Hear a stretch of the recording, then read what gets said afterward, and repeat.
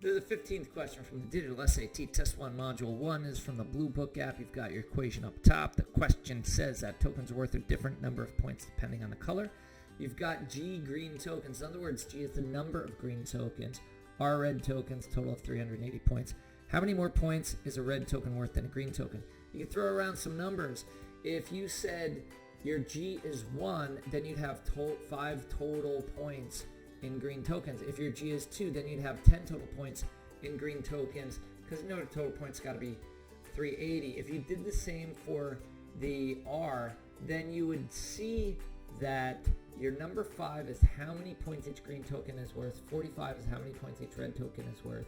Whenever it says how many more, you know it's difference, it's subtraction. How many more points a red token worth than a green token? 40. See the following video. Check us out on YouTube. IB Masters Learning Center. Have a great day.